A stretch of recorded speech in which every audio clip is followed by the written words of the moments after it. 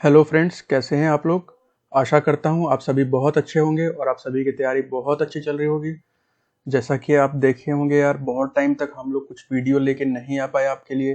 Actually हमने कुछ premium batch start किया था, कुछ बच्चों को पर्सनली पढ़ाने की कोशिश की थी और वो हमारा सक्सेसफुल रहा है। क्योंकि यूट्यूब पे हमें उतना टाइम नहीं मिल पाता है जितना हम स्टूडेंट्स के साथ देना चाहते हैं। इसीलिए आप लोगों के साथ मैं नहीं मिल पाया इतने दिनों से। और आज मैं ये ट्रैफिक अवेयरनेस की वीडियो यानी कि यातायात जागरूकता का वीडियो आप लोगों के लिए लेकर आया हूँ। इसमें मैं आपसे फॉर्म्स वगैरह के बारे में डिस्कस करूंगा, जो कि सबसे इम्पोर्टेंट फॉर्म्स हैं। और इससे आपके पेपर में क्वेश्चन जो है 100% बनेगा, जो कि पिछले जितने भी एनसीएल एचएमएम के पेपर बने हैं 1 से 2 क्वेश्चन फॉर्म से देखने को मिला है। तो इस पेपर में भी आप ये मान के चलिए कि आपको ऐसे क्वेश्चन मिलेंगे। और एक चीज और आप ध्यान रखिए कि जितने भी आप अफवाहें देख रहे हैं कि पेपर होने वाला है, पेपर नहीं होने वाला है, ऐसी चीजों पे बिल्कुल विश्वास ना करें। आपका पेपर बिल्कुल होगा और 100% होगा। और ये मानकर चलिए कि नवंबर के महीने में ही होगा, ठीक है। और थोड़ा सा आप प्रिपेयर्ड रहिए पहले से, क्योंकि पेपर का पैटर्न भी थोड़ा चेंज हो सकता है, क्योंकि ऐसी कुछ बातें चल रही हैं एनसीएल के अंदर में। पेपर का पैटर्न चेंज हो सकता है और इसके बारे में मैं आपको बताऊंगा कुछ अगले वीडियोस में। और बाकी अगर कुछ स्टूडेंट्स हैं जिनको पढ़ाई में या तैयारी करने में दिक्कत हो रही है, तो यार आप मुझे पर्सनली कांटेक्ट कर सकते हैं, मैं उसमें कुछ हेल्प कर सकता हूं आपकी, बिल्कुल। तो चलिए आज का हम अपना टॉपिक स्टार्ट करते हैं। और सबसे पहले हम पढ़ते हैं कि फॉर्म्स हमारे कितने टाइप के होते हैं। तो देखिए, हमें पढ़ना है क्या फॉर्म्स के बारे में। कौन से फॉर्म के बारे में भाई, किस चीज के फॉर्म के बारे में पढ़ना है? तो हमें आरटीओ के फॉर्म के बारे में पढ़ना है। अब ये आरटीओ क्या चीज होता है? तो देखिए, आरटीओ का फुल फॉर्म पहले समझ लीजिए। आरटीओ आरटीओ का फुल फॉर्म होता है रोड ट्रांसपोर्ट ऑफिस। आरटीओ का जो फुल फॉर्म होता है वो होता है रोड ट्रांसपोर्ट ऑफिस। और हिंदी में इसे क्या बोलते हैं? हिंदी में इसे बोलते हैं सड़क परिवहन कार्यालय। देखिए, आपको आरटीओ का ज्यादातर लोगों को मतलब पता होगा कि आरटीओ मतलब होता है रोड ट्रांसपोर्ट ऑफिसर। तो आरटीओ का जो फुल फॉर्म होता है वो रोड ट्रांसपोर्ट ऑफिस होता है। और जो ऑफिसर आरटीओ ऑफिस में बैठता है उसको हम बोलते हैं रोड ट्रांसपोर्ट ऑफिसर। हम आरटीओ के बारे में भी बात करेंगे एक अगले वीडियो में। आरटीओ के बारे में डिटेल में बताएंगे कि उसका काम क्या होता है, उसके फंक्शन क्या होते हैं। तब तक आप ये फॉर्म तब तक तैयार कर लीजिए, क्योंकि बहुत इंपॉर्टेंट है। इससे क्वेश्चन 100% मैं बता रहा हूँ आपको देखने को मिलेगा। देखिए, फॉर्म आरटीओ में बहुत सारे होते हैं, कई अलग अलग कामों के लिए होते हैं। तो पहले हम जान लेते हैं कि आरटीओ में जो फॉर्म होते हैं वो कितना टाइप के होते हैं। तो आरटीओ में जो फॉर्म होते हैं वो बेसिकली 2 तरीके के होते हैं। पहला जो होता है, कभी भी आप आरटीओ गए होंगे, जैसा कि आपने देखा होगा कि ये फॉर्म जो आया है वो एनसीएल एचईएमएम ऑपरेटर का है। तो आप अपना लाइसेंस बनवाने, हैवी लाइसेंस बनवाने तो आरटीओ विजिट किया ही होगा। तो वहां जो आपको सबसे पहले कुछ फॉर्म सजेस्ट किया होगा कि 1 नंबर ले लो, 2 नंबर ले लो, 2 नंबर फॉर्म ले लो। तो वो सब चीजें हैं क्या, हम उसके बारे में पढ़ेंगे। तो सबसे पहला तो है ड्राइविंग लाइसेंस फॉर्म।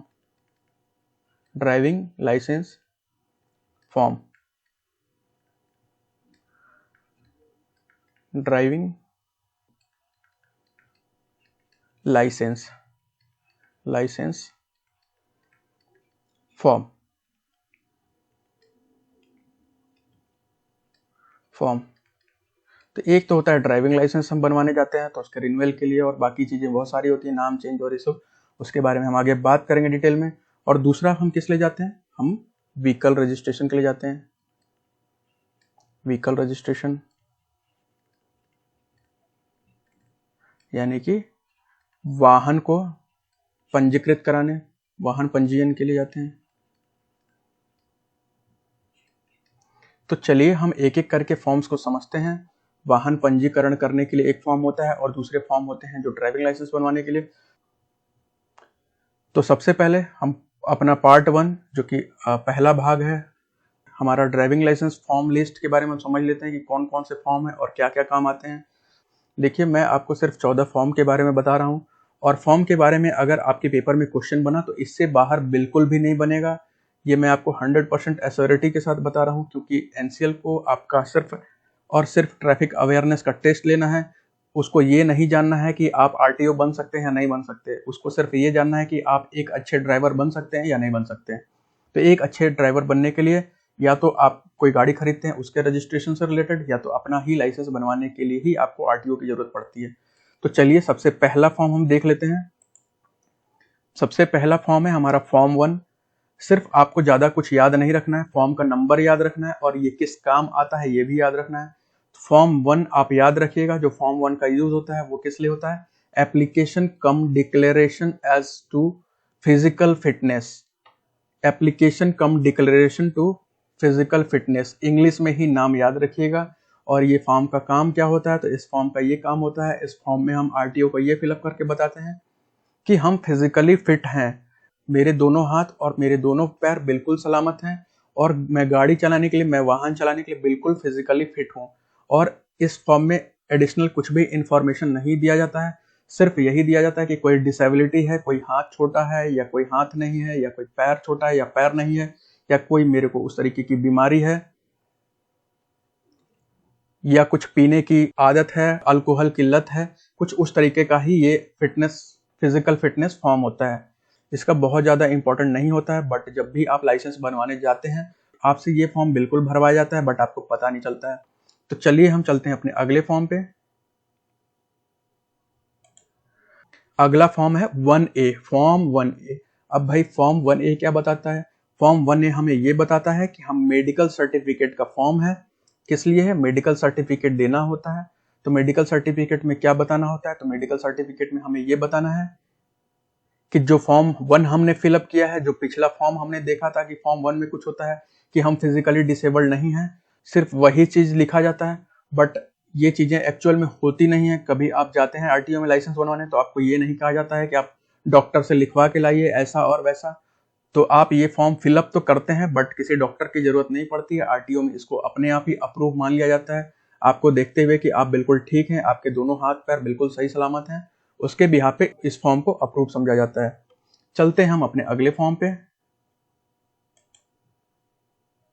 अगला फॉर्म देखिए, फॉर्म नंबर 2 है, सबसे इंपॉर्टेंट फॉर्म है आपके पेपर के लिए। अब फॉर्म नंबर 2 में आप क्या करते हैं? Application for the grant of learner licence. Learner licence के अनुदान के लिए आवेदन। आप सभी ने, जिसने भी HMB बनवा रखा होगा, तो आप सबसे पहले गए थे लर्नर लाइसेंस बनवाने, तो आपने फॉर्म 2 भरा होगा। आपको बिल्कुल याद नहीं होगा बहुत लोगों का, पर वो जो फॉर्म आपने फिलअप किया था या जिस एजेंट से बनवाया था उसने जो फॉर्म फिलअप किया था, उस फॉर्म का नाम था फॉर्म नंबर 2। तो सिर्फ और सिर्फ आपको याद रखना है, जो मैंने पीले रंग से हाईलाइट करके रखा है, कि आपका ये एप्लीकेशन किस काम आता है। और इससे ज्यादा डिटेल आपके पेपर में कुछ भी नहीं आने वाला है।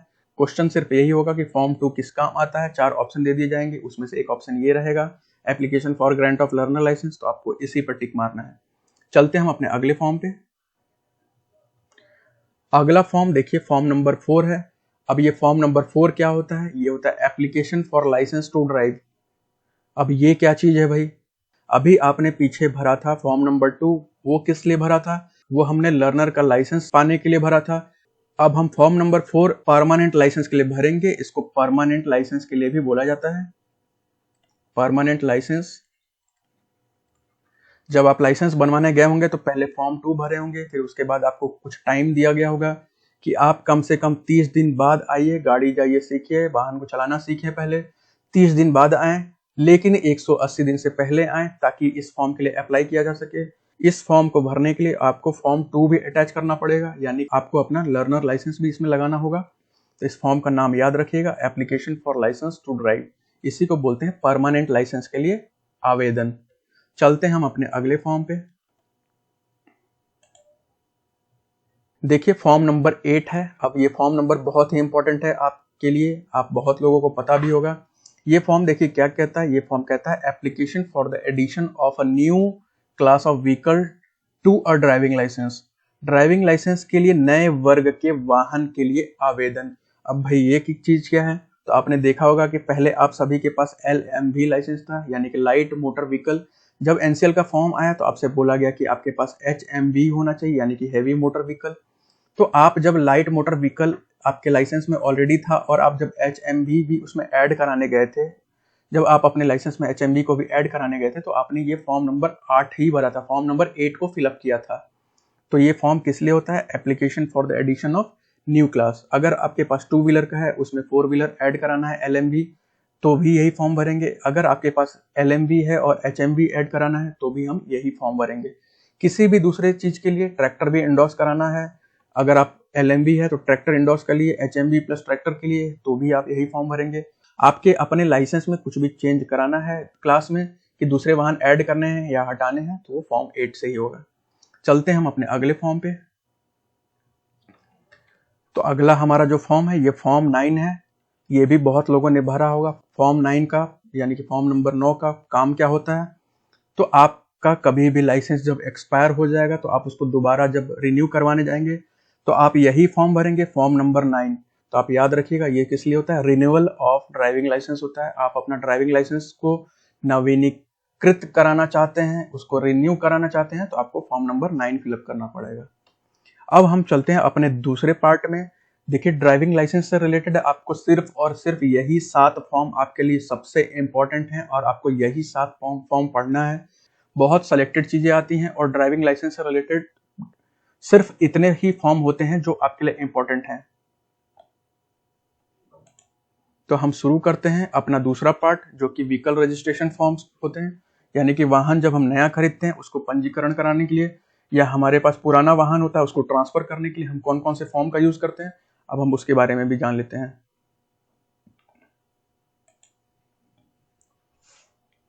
देखिए सबसे पहले जो होता है फॉर्म नंबर 20, फॉर्म नंबर 20 सबसे इंपॉर्टेंट फॉर्म आपके NCL HEMM 2019 पेपर का क्वेश्चन था यही।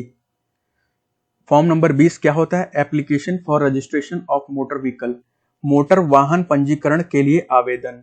जब आप नई गाड़ी खरीदते हैं, जब आप अप्लाई करते हैं, वो अप्लाई करने के लिए आपको जो फॉर्म फिलअप करना पड़ता है RTO का, वो फॉर्म नंबर 20 होता है। तो आप याद रखिएगा और एग्जाम में आपके इस फॉर्म से ही रिलेटेड बहुत सारी चीजें आई हैं, टेस्ट सीरीज में भी कई सारी चीजें आई हैं। इसमें जो आपका फॉर्म होता है फॉर्म नंबर 20, इसमें क्या क्या चीजें मेंशन होती है ये आप देखिए यहां से देख लीजिएगा कि जैसे कि व्हीकल का जो बॉडी है, टाइप ऑफ व्हीकल है, number of cylinder on the motor vehicle, seating capacity कितनी है, फ्यूल यूज्ड इन इंजन कौन सा है, एक्सेट्रा एक्सेट्रा, ये सब आपको फॉर्म में फिलअप करना पड़ता है। और अगर वो वाहन जो है वो मोटर से चलने वाला नहीं है, यानी इंजन वगैरह से नहीं चलता, कुछ और आपके पास टेक्नोलॉजी है, तो उसके लिए अलग सेक्शन में चीजें रजिस्ट्रेशन होती हैं। और जो फॉर्म आप फिलअप करते हैं फॉर्म नंबर 20, उसके साथ साथ एक इंस्पेक्शन का फॉर्म भी अटैच करना पड़ता है, यानी कि उसमें लगाना पड़ता है कि आपकी गाड़ी बिल्कुल सही सलामत है।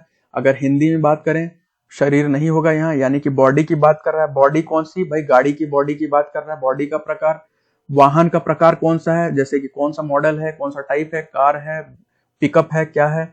मोटर वाहन पर सिलेंडरों की संख्या है, भाई देखिए 2 सिलेंडर है, 3 सिलेंडर है, 4 सिलेंडर है, 6 सिलेंडर है, कौन सा है। बैठने की क्षमता है, देखिए आपको क्वेश्चन याद आ रहा होगा कि सीटिंग कैपेसिटी, एक वाहन में बैठने की क्षमता उसके किस चीज में दर्ज होती है, उसके कौन से डॉक्यूमेंट में दर्ज होती है, उसके कौन से पेपर में दर्ज होती है, तो फॉर्म नंबर 20 है, यानी रजिस्ट्रेशन फॉर्म। इंजन में प्रयुक्त ईंधन कौन सा है, यानी डीजल से चलने वाला इंजन है या पेट्रोल से चलने वाला इंजन है, इत्यादि से रिलेटेड इंफॉर्मेशन भरे जाते हैं। आप सिर्फ ये चीज याद रखिएगा कि जो फॉर्म 20 होता है, यानी कि जो रजिस्ट्रेशन फॉर्म होता है गाड़ी का, गाड़ी के सारे डिटेल्स, कलर से लेके हर चीज उसी फॉर्म में मेंशन किए जाते हैं। अब हम चलते हैं अपने अगले फॉर्म पे। अगला फॉर्म हमारा क्या है, फॉर्म नंबर 26 है, फॉर्म नंबर 26 है। ये किस लिए यूज होता है, application for the issue of duplicate certificate of registration, पंजीकरण के डुप्लीकेट प्रमाण पत्र के मुद्दे के लिए आवेदन। यानी कि कभी आपसे बाई चांस अगर आपका खो जाता है रजिस्ट्रेशन सर्टिफिकेट, RC आपकी खो जाती है गाड़ी की और आपको नई RC चाहिए, तो आप फॉर्म 26 भर के अपने जिले के RTO से, जिस जिले में आपके गाड़ी का रजिस्ट्रेशन हुआ था, आप वहां से नया RC, आप वहां से डुप्लीकेट RC प्राप्त कर सकते हैं। चलते हैं हम अपने अगले फॉर्म पे। देखिए अगला फॉर्म है हमारा फॉर्म नंबर 27, फॉर्म नंबर 27, और ये थोड़ा इंपॉर्टेंट फॉर्म है, ध्यान दीजिएगा। ये किस लिए होता है, application for the assignment of new registration mark, motor वाहन में नए पंजीकरण चिन्ह के असाइनमेंट के लिए आवेदन। अब भाई ये कौन सी नई चीज आ गई, देखिए कभी कभी क्या होता है, जैसे आप गए, आपने एक कार खरीदी और वो लाल रंग की कार खरीद ली, रेड कलर की कार खरीद ली, बट आपने 5 साल इस्तेमाल किया, उसके बाद आपको लगा कि यार ये कार का जो रंग है बहुत जल्दी फेड हो जाता है, इसको हम व्हाइट करवा देते हैं। तो आपको पता होना चाहिए, जब गाड़ी का हम कोई भी कलर से लेके या कुछ भी उसमें मार्क चेंज कराते हैं, जैसे कि मान लीजिए आप उसके बोनेट पे कुछ बड़ा सा डिजाइन बनवाना चाहते हैं या कोई चिन्ह बनवाना चाहते हैं, आप वैसा बनाते हैं। अगर बाजार में घूमते हैं या रोड पे चलते हैं तो वो इलीगल है, बट अगर आप उसको रजिस्ट्रेशन करवा लेते हैं उस मार्क का तो वो बिल्कुल ही लीगल है। तो आप अपने गाड़ी का कलर व्हाइट करवा सकते हैं, बिल्कुल करवा सकते हैं, बट उसको जाके आपके गाड़ी को आरसी में चढ़वाना पड़ेगा, जिसके लिए आपको फॉर्म 27 भरना पड़ेगा, जिसमें आपको ये मेंशन करना पड़ेगा कि आपके गाड़ी का कलर पहले तो लाल था, यानी कि आपके गाड़ी का जो मार्क है वो रेड कलर का था, अब उस गाड़ी का कलर हो गया है व्हाइट। तो आपको फिर से एक नई आरसी मिल जाएगी जिसमें आपके गाड़ी का रंग सफेद मेंशन होगा, यानी कि व्हाइट कलर की कार। तो चलते हैं हम अपने अगले फॉर्म पे।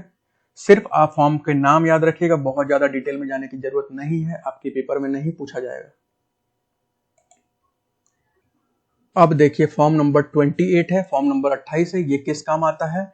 ये application and grant of no objection certificate, बिना किसी आपत्ति प्रमाण पत्र के आवेदन और अनुदान के लिए। एनओसी अगर आपको चाहिए तो आपको ये फॉर्म भरना पड़ेगा। तो भाई एनओसी किस चीज की? तो आपको याद होगा कि आप अगर किसी को गाड़ी अपनी बेचते हैं, तो मान लीजिए आपके गाड़ी से किसी का एक्सीडेंट हुआ है, बट आप जब वो गाड़ी किसी को बेच देंगे, अगर वो पकड़ा गया तो वो फंस जाएगा, इसीलिए ये फॉर्म साइन कराया जाता है। इसमें क्या होता है? नो ऑब्जेक्शन सर्टिफिकेट होता है। आपको बताना होता है कि आपके गाड़ी के नाम पे कोई एफआईआर है, कोई कंप्लेन है, आपने कोई लोन लिया था, कार लोन, वो पे कर दिया है या नहीं किया है, उसको आरटीओ वेरीफाई करेगा। अगर सारा इंफॉर्मेशन उसमें करेक्ट होता है, ट्रू होता है, तो आपको एनओसी दे दी जाएगी। आप अपनी गाड़ी बेच सकते हैं, किसी और को ट्रांसफर कर सकते हैं। तो चलिए हम चलते हैं अपने अगले फॉर्म पे। फॉर्म नंबर 29, फॉर्म नंबर 29, ये क्या होता है? देखिए नाम से ही क्लियर है, notice of transfer of ownership of A motor vehicle, motor वाहन के स्वामित्व के हस्तांतरण की सूचना। अब भाई ये क्या चीज है? आप अपनी गाड़ी किसी न किसी को तो बेचेंगे ही भाई, 5 साल या 10 साल बाद या 15 साल बाद कभी न कभी तो बेचेंगे ही पुराने कंडीशन में। तो जब आप किसी को अपनी वाहन बेचेंगे, किसी को ट्रांसफर करेंगे, तो आपका गाड़ी आपके नाम पे है, उसके नाम पे ट्रांसफर करने के लिए, उसकी डिटेल्स चढ़वाने के लिए आपको फॉर्म नंबर 29 फिलअप करना पड़ेगा, जिसमें आपको नए मालिक की भी डिटेल देनी पड़ेगी। यानी कि आपको अपनी डिटेल तो भरनी ही है, प्लस आप जिसको बेच रहे हैं आपको उसकी भी डिटेल भरनी पड़ेगी। अब हम चलते हैं अपने अगले फॉर्म पे। अगला फॉर्म है हमारा फॉर्म नंबर 30, फॉर्म नंबर 30। तो ये किस लिए होता है? ये आप देखिए किस लिए होता है। Application for intimation and transfer of ownership of A motor vehicle, motor वाहन के स्वामित्व के एकीकरण और हस्तांतरण के लिए आवेदन। अब भाई ये चीज क्या होता है? तो ये चीज आपको फॉर्म नंबर 29 के साथ साथ आपको भरना है। जैसे कि आपको पिछला बताया था कि फॉर्म नंबर 29 आपको भरना पड़ेगा अगर आप गाड़ी किसी के नाम पे ट्रांसफर करना चाहते हैं, तो आपको उस फॉर्म के साथ साथ आपको ये फॉर्म नंबर 30 भी भरना पड़ेगा, फॉर्म नंबर 30 भी आपको फिलअप करना पड़ेगा। और जब आपके गाड़ी ट्रांसफर हो जाएगी उस नए आदमी के नाम पे या नए किसी पर्सन के नाम पे, जिसके नाम पे भी आप ट्रांसफर करना चाहते हैं, तो ये उसके लिए एक इंटीमेशन है। ये फॉर्म नंबर 30 जो मिलेगा उसको फॉर्म नंबर 30 मिलेगा, जो इंटीमेशन होगा कि आपकी गाड़ी जो है आपको आपने जो दी थी ट्रांसफर करने के लिए दूसरे के नाम पे, वो आपके नाम से हटा के वो दूसरे पर्सन के नाम पे कर दी गई है। ये उसका पक्का सबूत है, ये उसका प्रूफ है। तो आप इसको देख लीजिएगा। अगर आपको डिटेल में देखना है तो मैं तो सजेस्ट करूंगा कि सिर्फ फॉर्म का नंबर और फॉर्म का नाम जो है वो सिर्फ याद रखिए। हम लोग चलते हैं अपने अगले फॉर्म पे। अब देखिए फॉर्म नंबर 31, फॉर्म नंबर 31 किस काम आता है? तो फॉर्म नंबर 31 का कोई भी एक्चुअल में नाम नहीं है, सिर्फ आप याद रखिएगा कि किस लिए काम आता है। कि ये कोई घटना घट जाती है गाड़ी मालिक के साथ, यानी कि जो मालिक है, जो ओनर है व्हीकल का, उसके साथ कुछ अनहोनी हो जाती है, या किसी रीजन से वो डिसीज्ड हो जाता है, या किसी रीजन से उसकी डेथ हो जाती है। उस केस में हम फॉर्म नंबर 31 को फिलअप करते हैं। जैसे कि कोई आदमी है, उसका कोई बेटा है और उस आदमी का डेथ हो जाता है, और वो गाड़ी, अब वो आदमी तो रहा नहीं कि किसी के नाम पे ट्रांसफर करने के लिए, वो किसी के नाम पे ट्रांसफर करेगा अपने फैमिली मेंबर पे, तो वो गाड़ी उसके वाइफ या उसका बेटा कोई भी जाके फॉर्म नंबर 31 फिलअप करके डेथ सर्टिफिकेट अटैच करके वो गाड़ी वो अपने नाम पे करा सकते हैं। तो आप याद रखिएगा कि जो भी परिवार के नॉमिनी होंगे, जब आप गाड़ी खरीदते हैं तो नॉमिनी को फिलअप करते हैं, तो जो भी नॉमिनी होंगे वो नॉमिनी जिसके नाम पे बोलेंगे वो गाड़ी सिर्फ फॉर्म नंबर 31 भरने से उनके नाम पे कर दी जाएगी। तो देखिए आरटीओ के फॉर्म से रिलेटेड आपके पेपर में इससे ज्यादा डिटेल में नहीं आएगा, तो आप प्लीज ज्यादा डिटेल में पढ़ के अपना टाइम वेस्ट ना करें। बाकी हमारा वीडियो देखने के लिए यार थैंक यू वेरी मच। अगर कुछ बच्चों को दिक्कत आ रही है पढ़ाई करने में, चीजें जैसी सोच रहे हैं वैसी नहीं चल पा रही है, स्कोर नहीं बढ़ पा रहा है, देखिए हमारा टेस्ट सीरीज तो फ्री में चल रहा है, संडे संडे को टेस्ट होता है, आप वो दीजिए, आप अपने आप को जज कीजिए कि चीजें कहाँ चल के बैठ रही हैं, और फिर भी आपको लग रहा है कि चीजें जैसा आप सोच रहे हैं नहीं हो पा रही हैं, तो आप हमें कांटेक्ट कर सकते हैं यार। फेसबुक का हमारा पेज है, ये टेलीग्राम का है हमारा टॉप ग्रेड्स करके, और यूट्यूब पे तो आपको ये चैनल पता ही है टॉप ग्रेड्स फ्री लर्निंग। बाकी आपको अच्छा लगे वीडियो तो लाइक कीजिए, बाकी हमारे चैनल को सब्सक्राइब जरूर करिए। अब हमारी कोशिश यही रहेगी कि हम आपके लिए डेली एक वीडियो लेके आएंगे, और जिन बच्चों को ज़्यादा समय देना है पढ़ाई के लिए, जिन बच्चों को ज़्यादा टाइम देना है पढ़ाई करने के लिए, वो प्लीज़ मुझे डायरेक्टली कॉन्टैक्ट करें ताकि मैं उनका हेल्प कर पाऊँ।